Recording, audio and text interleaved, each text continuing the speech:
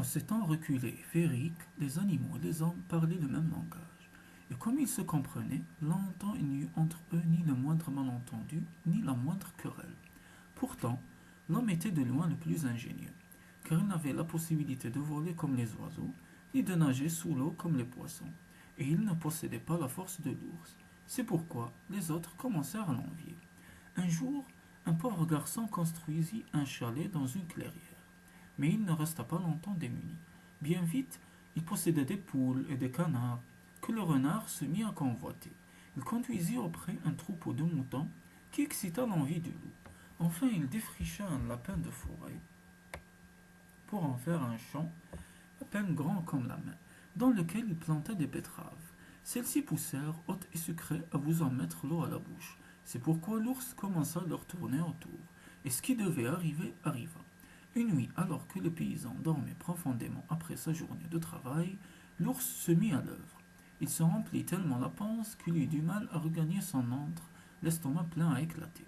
Et tandis que l'ours digérait tranquillement, le paysan découvrit le désastre avec tristesse, et n'en voulut croire ses yeux. Son instinct lui disait qui était le coupable, et dès lors, il ne songea plus qu'à punir le glouton. À la nuit tombante, il apporta au champ une lourde poutre, dans laquelle il creusa une profonde entaille, puis il alla se cacher dans un proche buisson. Il n'eut pas à attendre longtemps. Dès qu'il fit nuit, l'ours revint en hâte vers le champ de betteraves. Mal lui en prit. Il n'eut pas le temps d'avaler la première bouchée qu'il sentit quelque chose lui emprisonner la queue. À cette époque, il avait encore langue et touffue comme celle d'un renard. C'est pourquoi elle fut aisément prise dans le piège de la poutre. Le paysan accourut avant que l'ours ne parvint à s'échapper.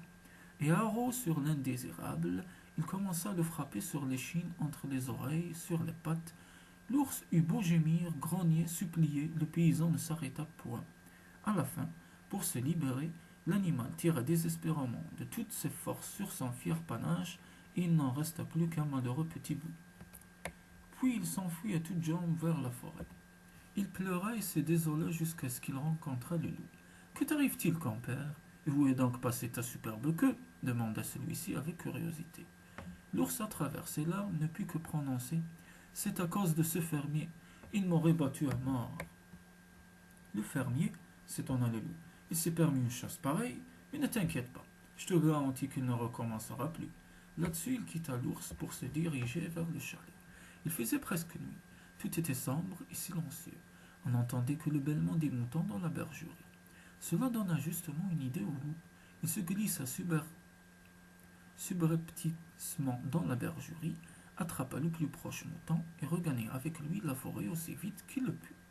Les moutons se mirent alors à faire un tel vacarme dans la bergerie que le fermier, armé de son gourdin, s'empressa de venir voir ce qui s'y passait.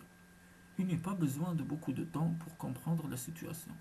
Dans la clarté lunaire, une trace sanglante lui indiquait le chemin de la forêt. Nous réglerons cela demain, menaça-t-il en claquant la porte. Et de nouveau, tout redevint sombre et silencieux. Le lendemain matin, le loup parcourut la forêt comme un beau diable pour raconter à tout le monde comment il avait vengé l'ours à lui tout seul. Et cette nuit même, j'y retournerai et je volerai un nouveau mouton, dit-il pour se vanter. Il répéta ces mots devant le renard, qui lui convoitait les poules et les canards du fermier. Comme il était plus malin et plus prudent que le loup, il répliqua: Je ne sais, compère, si tu as raison. Qu'arrivera-t-il si le fermier te tombe dessus, comme cela est arrivé à l'ours? Tu n'as pas autant de force que lui pour retirer du piège ta queue prisonnière. D'accord, je ne suis pas aussi fort que l'ours, mais j'ai autre chose dans le crâne. Je sais me sauver plus vite, et de toute façon, j'aurais remarqué le piège avant de m'y laisser prendre. Je ne voulais que te mettre en garde, dit le renard en guise d'adieu. Il poursuivit son chemin. Le loup continua donc à se vanter auprès de tous les habitants de la forêt. Lorsque la nuit vint, il se rendit à nouveau à la bergerie pour y commettre un second larcin. Auparavant, il se souvint de l'avertissement du renard et regarda autour de lui si aucune poutre ne le menaçait.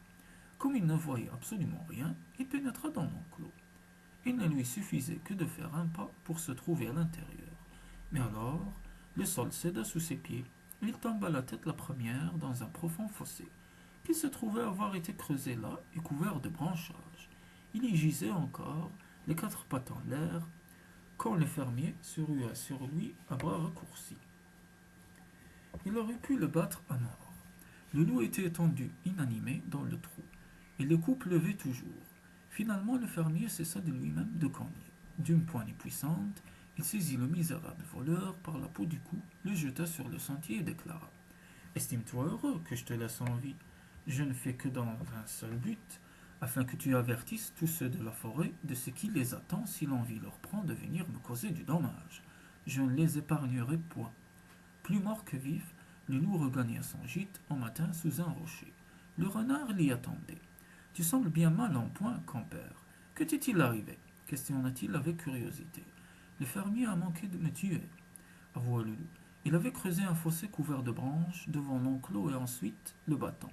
Crois-moi, renard, cet homme est plus fort et plus malin que nous tous. Nous devons le laisser en paix. Là-dessus, épuisé et endolori, le loup s'endormit comme une bêche.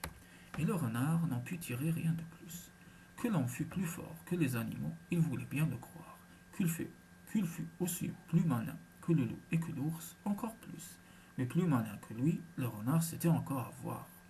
Pour en avoir le cœur net, il résolut qu'il était grand temps de se rendre lui-même au chalet. Il faisait plein jour lorsqu'il se mit en chemin. Une tige de sol entre les dents, il ne se pressa pas, et chacun put apercevoir de loin son pelage roux. Le fermier aussi put le voir, tandis qu'il s'affairait dans son champ, et il s'étonna de constater que le renard se dirigeait vers chez lui.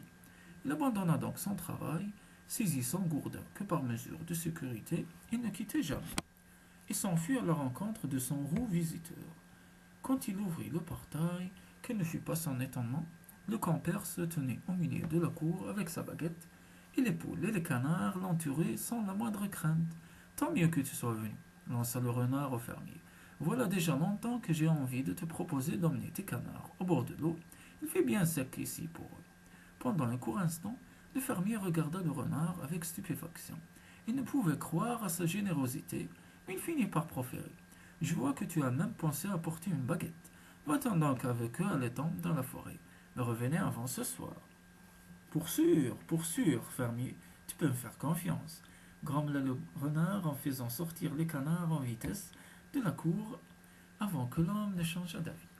Si quelqu'un avait vu ce jour-là comment le renard menait la troupe de canards à l'étang, il aurait dû se frotter les yeux, afin de s'assurer qu'il ne s'agissait pas d'une illusion.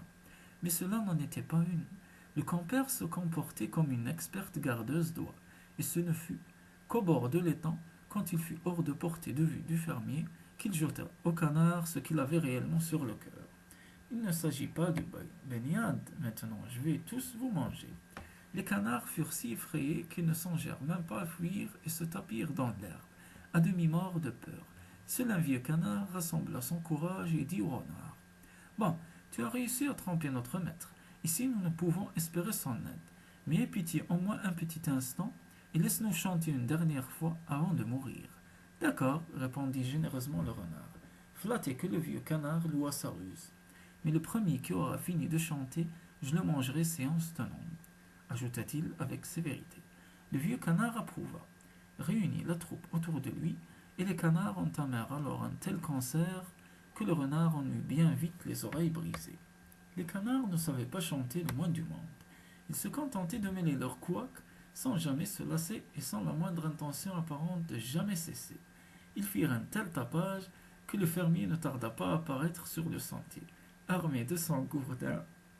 On devine que le renard ne l'attendit pas et préféra disparaître dans la forêt, avec cependant dans l'âme une belle rancune contre le vieux canard futé. Le fermier aussi fut bien en colère.